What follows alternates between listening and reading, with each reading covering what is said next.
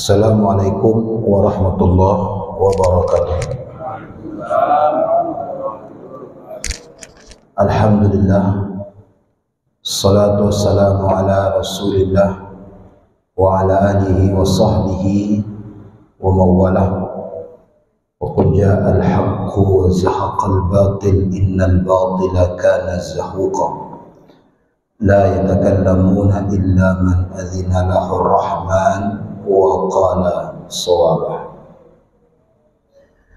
Bapak Ibu yang dirahmati Allah, sidang jamaah majelis ilmu subuh yang berbahagia, alhamdulillah kita telah melaksanakan sholat subuh berjamaah. Dan agar ada ilmu yang kita bawa pulang, kita lanjutkan dengan kajian saya secara khusus di masjid ini membahas tentang tafsir Al-Quran, di mana tafsir itu secara bahasa artinya al-kashfu wal bayan, menyingkap, disingkap sehingga nampak maknanya. Seperti hijab antara ibu-ibu dan bapak-bapak, itu ada hijab. Kalau disingkap hijabnya, maka ibu yang di belakang bisa melihat saya. Itu secara bahasa arti tafsir itu menyingkap, al-kashfu wal bayan. Bapak Ibu yang dirahmati Allah, secara istilah tafsir itu adalah bayanul muradillahi ta'ala ala taqatil basyariyah, menjelaskan maksud Allah dalam Al-Quran sesuai dengan kemampuan manusia. Jadi tafsir itu adalah kerjanya manusia. Jadi manusia yang berusaha menafsirkan Al-Quran itu sesuai dengan kemampuannya. Bapak Ibu yang dirahmati Allah, subuh ini kita akan mencoba menafsirkan, itu kalau tidak salah bulan lalu kita sudah, dalam catatan saya ini di sini sudah kita membahas tentang Bismillah, ya kalau tidak salah begitu, ya. Bismillahirrahmanirrahim. Pagi ini kita akan masuk kepada Alhamdulillahi Rabbil Alamin. Alhamdulillahi Rabbil Alamin ini menurut Imam Malik ini adalah ayat pertama dari surat Al-Fatihah. Tetapi menurut Imam Syafi'i ini ayat yang kedua dari surat Al-Fatihah. Imam Malik itu gurunya, Imam Syafi'i itu adalah muridnya. Jadi Imam Syafi'i dan Imam Malik ini guru murid, berbeda pendapat tentang ayat pertama dari surat Al-Fatihah. Kata gurunya yang pertama itu Alhamdulillah, dan ini banyak dianut oleh orang-orang yang ada di Mekah. Sehingga kalau di Mekah itu sholatnya tidak pakai bismillah, dia langsung saja Alhamdulillahirabbil alamin. Nah, muridnya Imam Syafi'i, kata Imam Syafi'i mulai dari bismillah dulu. Imam Malik menyajikan 6 dalil. Ada 6 dalil di mana surat Al-Fatihah itu dimulai dari Alhamdulillah. Nah, muridnya Imam Syafi'i memberikan 16 dalil. Lebih banyak lagi. Bahwasanya surat Al-Fatihah itu dimulai dengan Bismillah. Nah, jadi ini perdebatan yang caranya saja, ya.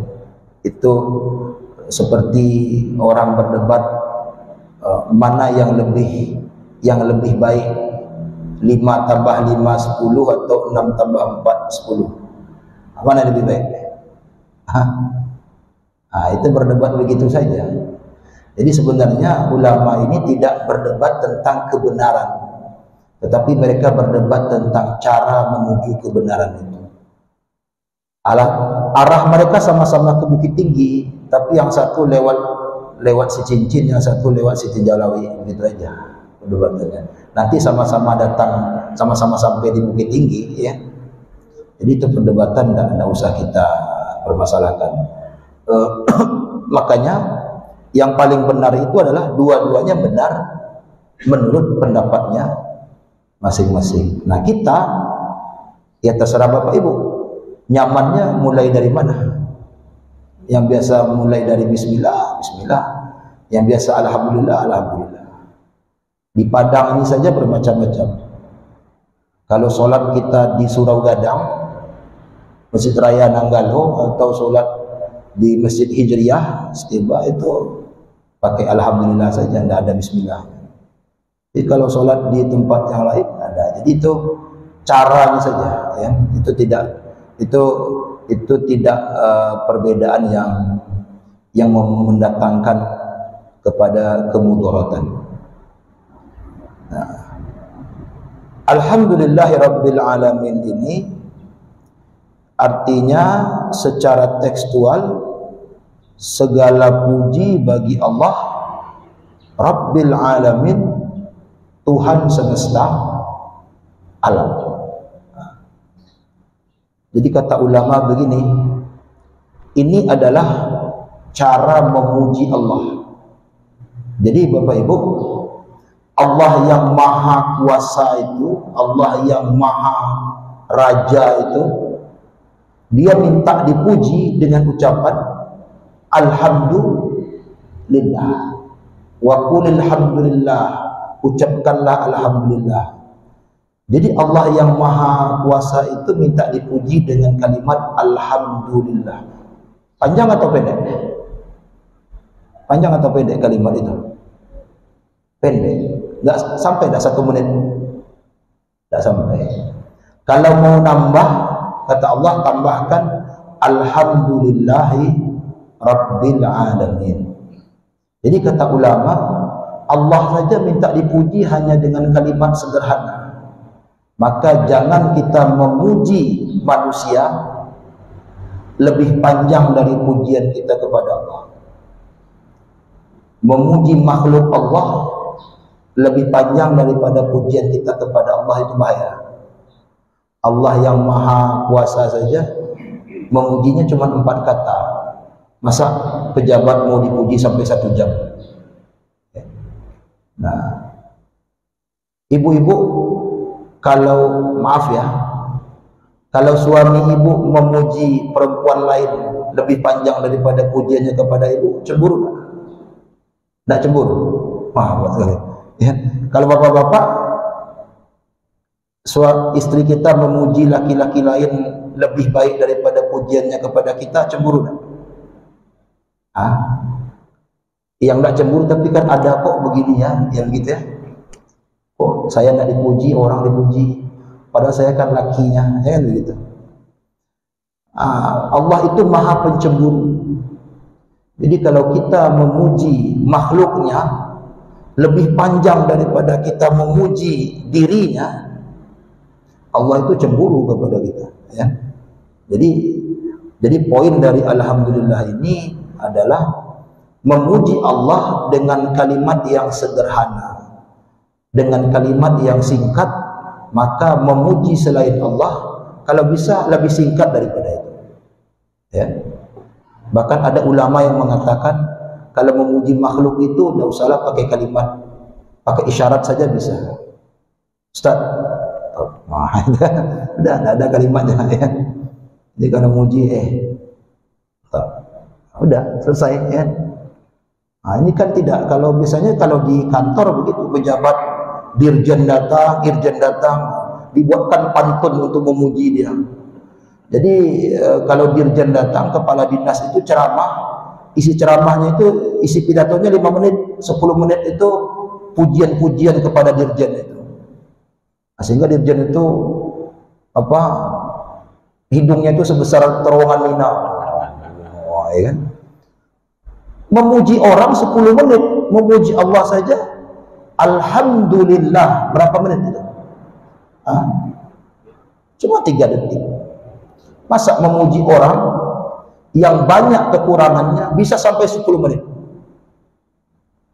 Memuji lakinya, memuji suaminya, memuji anaknya, yang hebat suami saya, yang bagus suami saya, yang gagah suami saya, yang rajin suami saya, yang kaya suami saya. Memuji keluarganya sampai 10 menit, sampai setengah jam. Tetapi memuji Allah cuma 3 detik saja. Ya Allah cemburu, Allah marah, Allah tidak suka.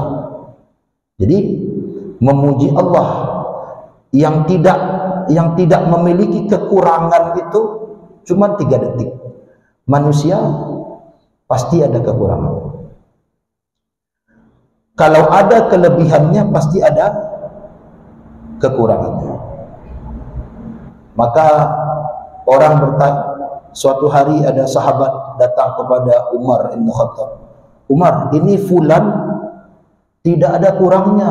Fulan ini bagus semua. Saya sudah cek, bagus semua orangnya. Orangnya tidak ada cacatnya, tidak ada kurangnya. Lalu kata Umar, sudahkah engkau jalan dengan dia 3 hari? Belum. Jalan dengan dia 3 hari, nampak kurangnya. Maka orang itu jalan 3 hari. 1 hari sudah balik. Umar, memang ada kurangnya. Jadi kita nampak orang itu tidak ada kurangnya, bukan karena dia tidak ada kurangnya, hanya saja kita bertemu dengan dia sekali-sekali saja. Itu pun di masjid. Coba tinggal Bapak Ibu di rumahnya 3 hari, nampak kurang. Bapak Ibu tinggal di rumah saya 3 hari, hari pertama sudah nampak kekurangan saya. Tidak mau lagi Bapak Ibu undang saya ke sini. Jadi kita ini hebat bukan karena kita baik, karena Allah menutupi kekurangan-kekurangan itu. Maka ucapkanlah alhamdulillah. Alhamdulillah, kata ini dimulai dengan huruf alif dan lam. Alif dan lam ini dalam bahasa Arab namanya alif dan lam al-istighraqi. Al-istighraqi itu adalah huruf yang menandakan keseluruhan. Makanya alhamdulillah itu segala puji, seluruh puji bagi Allah. Jadi Allah itu yang memiliki seluruh pujian. Dia yang memiliki seluruh pujian, dia yang mendatangkan sebab pujian. Itu alhamdulillah. Jadi kalau ada sebab, kalau ada pujian kepada kita, maka kita itu dipuji sebab Allah yang mendatangkannya kepada kita. Orang dipuji karena kaya, kekayaannya itu Allah yang mendatangkan. Orang dipuji karena pintar, kepintarannya itu Allah yang memberikan. Orang dipuji karena cantik, kecantikannya itu Allah yang memberikan. Nah, itu maksudnya Allah yang memiliki semua puji, yang mendatangkan sebab-sebab pujian. Maka kata ulama, tidak boleh kita memuji orang lain sebelum kita memuji Allah. Contohnya, kita lihat orang kaya. Aduh, kayanya dia lagi. Itu tidak boleh. Tapi kita memuji Allah. Alhamdulillah, segala puji bagi Allah yang maha kaya, yang menciptakan orang sekaya itu. Ada orang pintar, luar biasa orang ini, pintar sekali. Tidak boleh. Alhamdulillah, segala puji bagi Allah yang maha mengetahui, yang menciptakan makhluk sepintar itu. Lihat orang cantik, cantiknya lagi. Tidak boleh. Alhamdulillah, segala puji bagi Allah yang maha indah, yang menciptakan orang segagah itu, orang secantik itu. Jadi memuji Allah dulu, baru memuji orang yang dipuji itu. Karena pujian kita kepada orang itu sebab dari Allah. Allah yang menyebabkan kita memuji orang itu. Itu kata ulama tentang huruf itu alif lam al-istighraqi. Alhamdulillah, segala puji bagi Allah. Maka Bapak Ibu yang terhormati Allah, ucapan ini ada 4 hukumnya. Kata ulama, memuji Allah itu ada kalanya hukumnya wajib, ada kalanya hukumnya sunnah, ada kala hukumnya makruh, ada kalanya hukumnya haram. Nah, wajib, kapan hukumnya wajib? Mengucapkan alhamdulillah, memuji Allah itu hukumnya wajib kalau dalam sholat. Karena dalam sholat itu, kalau kita tidak membaca Al-Fatihah, itu batal sholat kita. Nah, alhamdulillah ini ada dalam surat Al-Fatihah. Maka membaca alhamdulillah dalam sholat hukumnya wajib. Hanya saja nanti ulama berbeda pendapat tentang sholat berjamaah. Kalau imam sudah baca, makmumnya bagaimana? Kata Imam Syafi'i, kalau imam sudah baca dalam sholat-sholat yang jahar seperti subuh tadi, maka makmum boleh tidak baca. Dia boleh menyimak imam saja, dia tidak usah baca. Tapi kalau dalam sholat-sholat yang sir seperti sholat zuhur, sholat asar, itu makmum wajib baca. Karena imam juga baca sir. Itu menurut pendapat Imam Syafi'i. Menurut pendapat imam-imam yang lain, walaupun imam sudah baca, makmum wajib baca juga. Ada kalanya wajib membaca alhamdulillah. Ada kala hukumnya membaca alhamdulillah itu sunnah. Sunnah. Kapan sunnah? Kalau dapat nikmat. Jadi kalau kita mendapatkan nikmat, maka sunnah membaca alhamdulillah. Ya. Kata Nabi itu bersabda, yang mendapatkan nikmat dan membaca alhamdulillah, maka yang Allah ambil, maka yang Allah beri lebih baik daripada yang Allah ambil. Jadi kalau kita dapat nikmat, kita ucapkan alhamdulillah, yang Allah beri lebih baik daripada yang Allah ambil. Tiap hari kan nikmat kita ada yang diambil oleh Allah, ada yang diberi, ya kan? Hidup ini kan take and give. Allah itu tiap hari ada yang mengambil nikmatnya. Allah ambil nikmat dari kita, ada yang Allah beri. Nah, yang Allah beri itu lebih baik daripada yang Allah ambil. Itu kalau kita mengucapkan alhamdulillah, ya. Ulama membedakan antara alhamdulillah dengan syukurillah. Jadi ada pujian bagi Allah, alhamdulillah, ada syukran lillah. Bedanya adalah kalau syukran lillah itu, syukur kepada Allah itu hanya terkait nikmat kepada diri kita saja. Kalau alhamdulillah terkait nikmat Allah pada diri kita dan pada orang lain. Tetangga bapak, tetangga ibu, anaknya lulus P3K, apa diucapkan? Alhamdulillah. Yang dapat nikmat siapa? Yang dapat nikmat siapa? Tetangga kita. Kita tidak dapat nikmat. Cuman dengan dapatnya nikmat dia, kita pun mengucapkan alhamdulillah. Indah sedih dong. Orang kan tetangganya dapat nikmat, dia sedih, ya. Tetangganya dapat musibah, dia sedih. Tetangganya dapat nikmat, dia lebih sedih. Itu kan orang begitu. Ini kalau biasa di kantor banyak itu, Pak. Temannya naik pangkat, temannya tidak naik pangkat, dia sedih. Temannya naik pangkat, dia tambah sedih. Gitu, ya. Jadi nikmat Allah kepada orang lain itu juga alhamdulillah bagi kita. Apalagi nikmat Allah pada diri kita, tambah alhamdulillah lagi. Jadi melihat nikmat Allah yang ada pada orang saja kita disuruh memuji alhamdulillah, apalagi nikmat Allah pada diri kita. Nah, kalau syukran lillah itu hanya terkait dengan nikmat Allah pada diri kita saja, bukan nikmat Allah pada orang lain. Itu bedanya antara alhamdulillah dan syukran lillah. Maka kalau ada nikmat Allah pada diri kita, ucapkan alhamdulillah, ucapkan syukranillah, karena dua-duanya dapat. Itu kalau dalam sunnah. Jadi hukumnya sunnah mengucapkan alhamdulillah itu kalau dapat nikmat. Kalau hukumnya wajib dalam apa Bapak Ibu tadi? Dalam sholat. Ada kalanya hukumnya makruh mengucapkannya, tidak boleh. Iya, tidak apa-apa, tapi Allah benci dengan orang yang mengucapkan alhamdulillah ini. Ketika tempatnya tidak baik, tempatnya tidak sesuai. Contohnya dalam kamar mandi misalnya.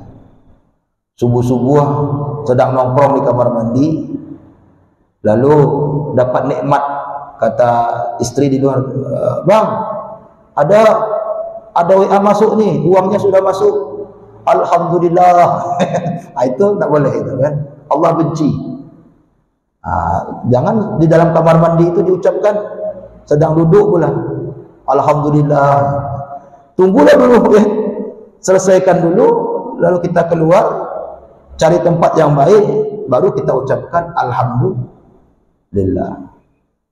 Dalam tempat-tempat maksiat, dalam diskotik misalnya, dalam apa lagi, ya tempat-tempat maksiat lah, mengucapkan alhamdulillah itu hukumnya makruh. Nah, ada kalanya hukumnya haram. Hukumnya haram, kata ulama, kalau mendapatkan nikmat yang berbentuk maksiat. Dah menang judi online, alhamdulillah ya. Orang menang judi, menang judi, alhamdulillah. Itu haram itu ya. Jadi mengucapkan alhamdulillah itu haram kalau dalam maksiat. Orang sedang korupsi dan berhasil, alhamdulillah korupsi kita tidak ketahuan. Itu kan, alhamdulillah korupsi kita tidak ketahuan. Itu bahaya, itu haram. Orang maling motor, berhasil tak? Alhamdulillah bisa. Alhamdulillah bisa. Jadi itu haram. Jadi ucapan alhamdulillah itu kita perhatikan hukum-hukumnya, karena hukumnya ada kalanya wajib, ada kalanya sunnah, ada kalanya makruh, ada kalanya haram. Nah, maka Bapak Ibu yang dirahmati Allah, kata hamdu, hamdun itu artinya pujian. Kata ulama, orang yang dipuji itu atau sesuatu yang dipuji itu harus memiliki 3 syarat. Bapak Ibu pernah memuji orang? Pernah? Lihat dulu orangnya lengkap enggak 3 syarat ini pada dia. Kalau dia memiliki 3 syarat ini, maka dia boleh dipuji. Kalau dia tidak lengkap 3 syarat ini, dia tidak layak dipuji. Syarat pertama untuk mendapatkan pujian hamdun itu, kata ulama, adalah dia harus melakukan perbuatan yang baik dan benar di waktu yang tepat, di tempat yang tepat. Nah, itu dulu. Jadi kalau ada orang melakukan perbuatan baik tapi tidak benar, itu tidak boleh dipuji. Atau melakukan perbuatan benar tapi tidak baik. Ada perbuatan itu yang baik tapi tidak benar. Membaca Quran baik, baik. Tapi kalau membaca Quran waktu khatib naik mimbar, itu tidak benar itu. Itu perbuatan tercela itu. Ya. Jangan baca Quran khatib. Saya ini baca Quran kok dilarang. Tempatnya tidak tepat. Baca Quran dalam kamar mandi, perbuatannya baik tapi tidak benar. Jadi itu tidak patut dipuji. Tidak patut dipuji. Jadi perbuatan baik tidak benar. Sedekah itu baik, tapi kalau peruntukannya tidak benar, itu tidak perlu dipuji. Dia bersedekah, tapi peruntukannya tidak benar. Ya. Sedekah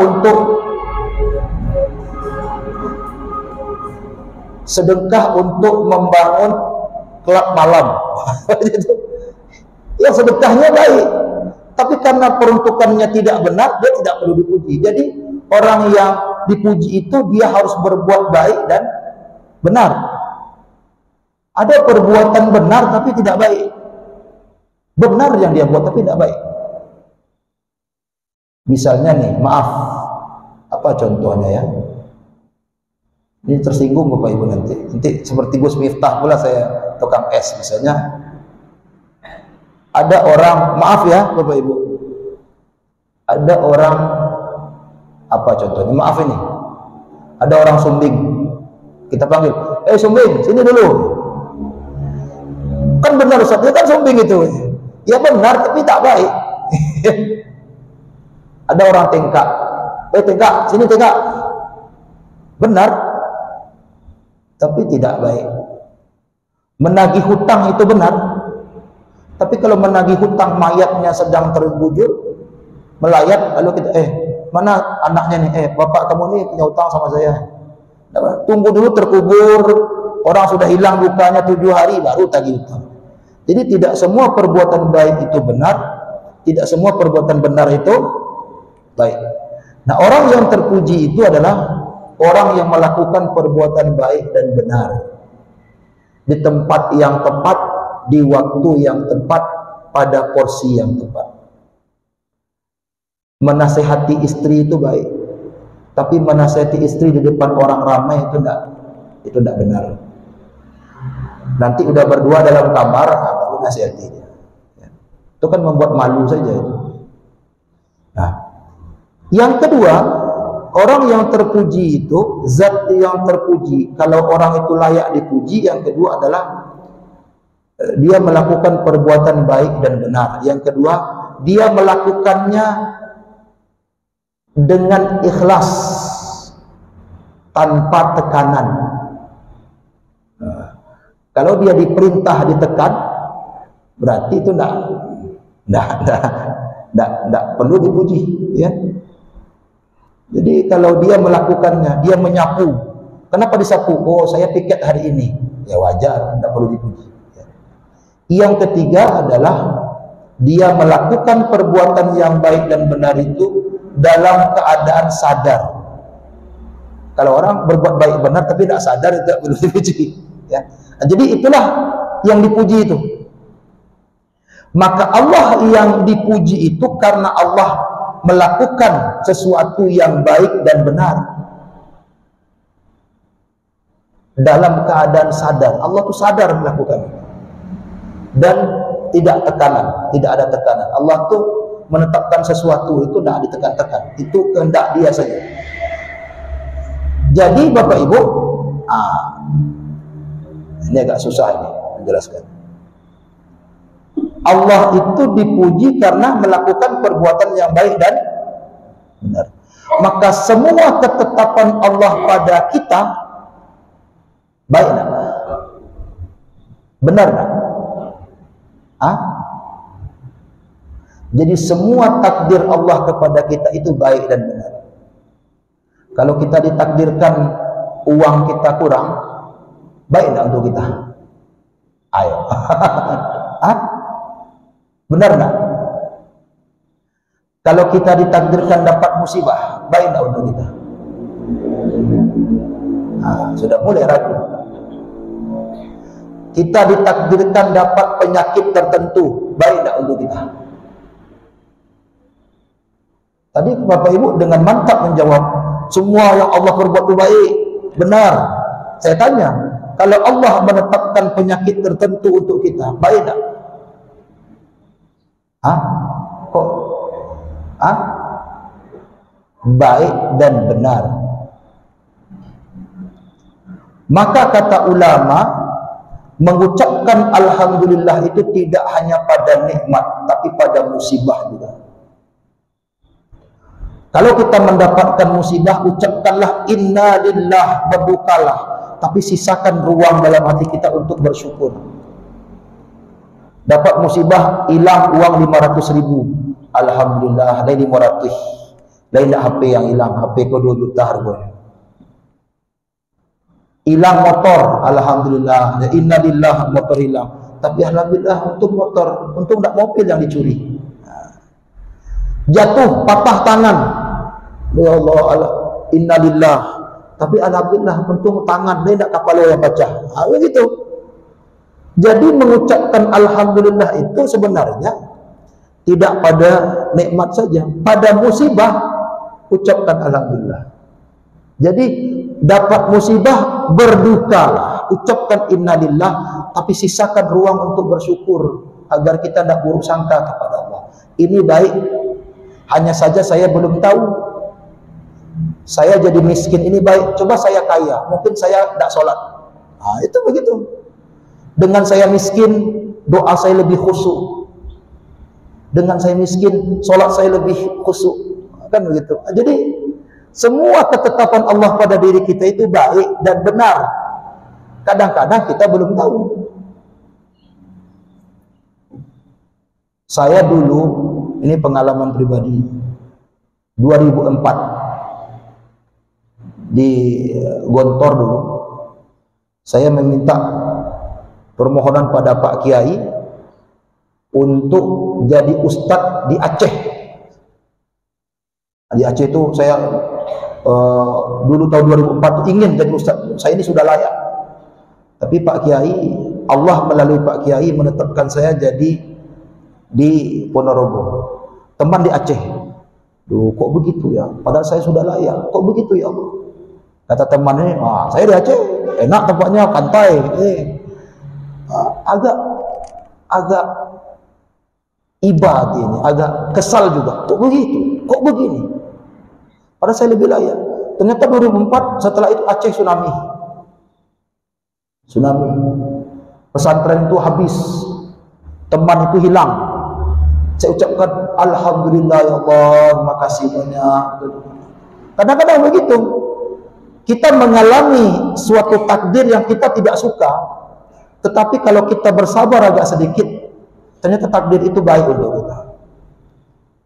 Baik takdir itu yang kita suka maupun tidak suka. Maka kata Allah, kadang-kadang kalian membenci sesuatu padahal dia baik untuk kalian. Maka ucapkan alhamdulillah untuk semua keadaan. Karena alhamdulillah itu adalah Allah yang menetapkan yang baik dan benar. Nah itu kata ulama. Nah maka Bapak Ibu yang dirahmati Allah, Allah menamai dirinya dengan Al-Hamid. Salah satu nama Allah itu adalah Al-Hamid. Al-Hamid. Maka berzikirlah ya Hamid, ya Hamid, ya Hamid, itu nama Allah yang maha terpuji. Al-Hamid itu artinya Allah yang terpuji sifatnya, terpuji perbuatannya, terpuji zatnya, terpuji makhluknya. Jadi makhluk Allah itu terpuji. Orang yang menghina makhluk Allah, menghina Allah. Maka ungkapkan pujian pada makhluk Allah. Suatu hari saya sudah pernah ucapkan di sini kalau tidak salah, atau di masjid mana, karena saya tidak tahu ya pernah ucapkan di sini atau tidak. Suatu hari Nabi Isa alaihissalam itu berjalan dengan sahabat, melihat bangkai anjing. Ada bangkai anjing. Apa kata sahabat Nabi Isa sambil menutup hidung? Alangkah baunya bangkai anjing ini, busuk dan bau. Itu kata sahabat Nabi Isa. Tahu Bapak Ibu apa kata Nabi Isa? Alangkah putihnya gigi bangkai anjing ini. Jadi dari bangkai anjing pun Nabi Isa mengeluarkan pujian, sahabatnya mengeluarkan cacian. Busuknya bangkai anjing ini, bau. Kata Nabi Isa, alangkah putihnya gigi bangkai anjing ini. Jadi kita memuji makhluk Allah, walaupun maaf, sekelas anjing pun dia makhluk Allah, karena makhluk Allah itu adalah diciptakan oleh Allah terpuji. Karena Allah itu Al-Hamid, terpuji zatnya, terpuji perbuatannya, terpuji sifatnya, terpuji makhluknya. Jadi orang yang mencaci makhluk Allah berarti dia menghina Allah. Allah itu terpuji perbuatannya. Perbuatan Allah itu tidak ada yang tidak terpuji. Orang yang mencaci perbuatan Allah menghina Allah. Dia labik hujan boleh, mengeluh dia. Angin hari boleh. Yang menjadikan panas siapa? Allah. Memuji Pak, menghina panas berarti menghina Allah. Ada itu. Angin hari boleh. Wah ya.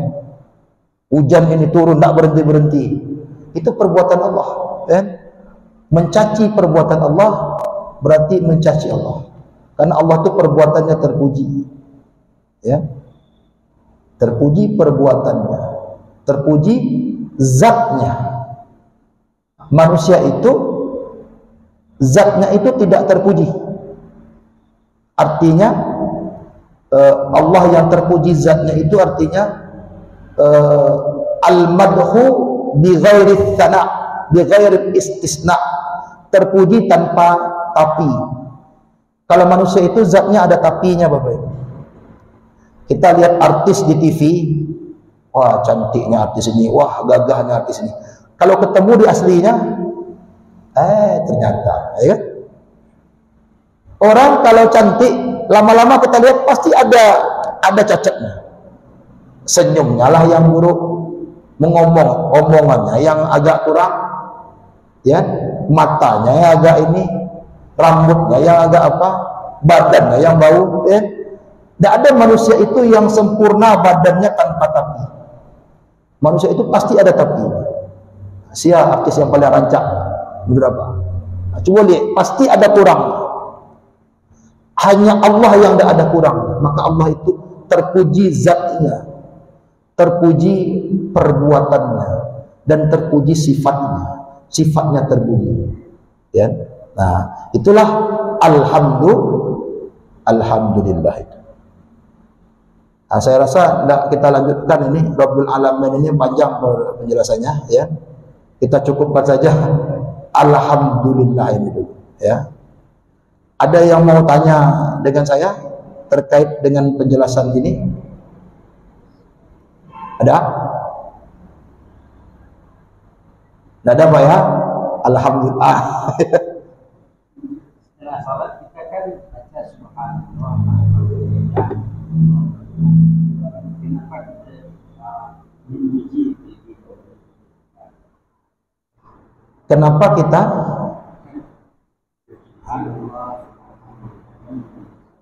memuji dulu? Ya, begini Bapak Ibu. Dalam ilmu psikologi, laki-laki itu tetap merasa superior daripada perempuan. Orang yang merasa superior itu harus dipuji dulu. Nah, Allah itu maha superior, maka tentu pujian kepada dia dulu. Kita kalau dimintakan oleh orang pinjam uang, kalau dipuji dulu kan mudah. Pak elok pinjam ketimbang kan dipuji dulu kita, ya. Makanya laki-laki itu Bapak Ibu, ya ibu-ibu, dalam teori ilmu psikologi adalah kalau mau mengkritik suami itu, kalau langsung dikritik laki-laki itu tidak mau. Dia dipuji dulu baru dikritik. Teorinya 7-1. 7 kali puji, 1 kali kritik. Misalnya Bapak Ibu, suami Bapak Ibu jarang mandi. Bapak Ibu, ibu-ibu suaminya jarang mandi. Lalu katakan, "Bang, abang ini tinggi, gagah, hidung mancung, mapan, abang ini baik, tapi bang jarang mandi abang ini." Itu masuk itu, ya, masuk dia. Tapi kalau langsung dikritik suaminya kadang-kadang tidak mau. Ini kadang-kadang laki-laki itu 7 kali puji, 1 kali kritik. Itu masuk ya. Karena orang yang merasa superior itu dia ingin pujian. Allah itu maha superior, maka kita mendahulukan pujian. Maka setiap doa selalu diawali dengan pujian-pujian. Itu trik membujuk itu, ya. Nah, begitu. Karena memang superior, ya. Gitu Pak. Allahu a'lam, ya. Ya Pak. Ketika di imam pasal berjamaah, seorang imam membacakan Al-Fatihah yang seakan. Ya. Seorang makmum kapan yang lebih afdal membaca itu? Ya. Setelah imam yang satu kali atau setelah amin? Baik. Imam itu seakar dengan kata amam yang artinya di depan. Makanya berdirinya di depan, bacaannya di depan. Kalau dia rukunya duluan. Kalau dia sujudnya duluan. Nah, kita makmum ini di belakang. Maka bacaan kita terserah. Mau selesai imam, ketika imam baca surat pendek kita baca Al-Fatihah. Yang penting tidak boleh mendahului bacaan imam. Nah, mau diiringi tidak apa-apa.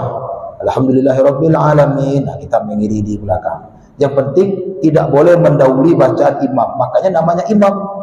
Imam itu kan di depan. Jadi semuanya di depan, perbuatannya di depan. Dia salam, kita baru salam. Dia membaca, kita baru membaca. Nah, ini imam baru alhamdulillah, kita sudah waladhdallin. Nah, begitu. Nah, jadi begitu. Makanya imam itu sebenarnya secara etika setelah waladhdallin, ya kan? Kan dia punya waktu sejenak. Dia agak berhenti sejenak, beberapa jeda untuk menunggu imamnya, makmum yang membaca alhamdulillah yang belum sampai. Ya. Kan begitu. Waladhdallin, bismillahirrahmanirrahim. Masalah ini. Ya. Ketika imam membaca inna ataina, kita kemudian setelah amin. Kita Ya. belum selesai, imam sudah selesai. Ya, makanya lebih baik kita mengiringi bacaannya saja, ya. Kita mengiringi bacaannya, ya. Bukan tunggu waladhdallin dulu baru kita start di bismillah. Agak lebih baik. Itu kan perkara patut-patut lagi. Kita sesuaikan kira-kira ini enggak, ya.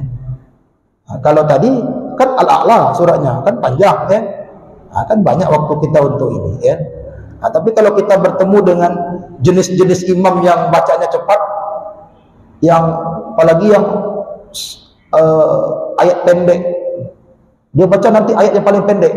Apa ayat paling pendek? Itu surat Pak. Ada itu surat Al-Kautsar. Ini ayat yang paling pendek. Belum. Nun. Boleh enggak? Boleh saja. Namanya juga baca yang paling mudah. Tergantung. Kalau kita dalam keadaan tergesa-gesa, misalnya mengejar pesawat di bandara, enggak apa-apa. Waladhdallin, nun, saja. Tergesa-gesa kok. Ada maslahatnya kok, ada mudaratnya. Ini pesawat mau berangkat ini bagaimana? Ya. Nah, jadi awak patuh-patuh siapa? Ya. Nah, kita iringi di belakang. Awak intai Pak. Ah, itu intai ya, begitu. Ya. Allahu a'lam. Ya Pak. Ada lagi Bapak Ibu? Baik, kalau tidak ada, alhamdulillah kita cukupkan. Ini semoga bermanfaat. Ada ilmu yang kita bawa pulang. Aku qulu hadza, alafu minkum. Assalamualaikum warahmatullahi wabarakatuh.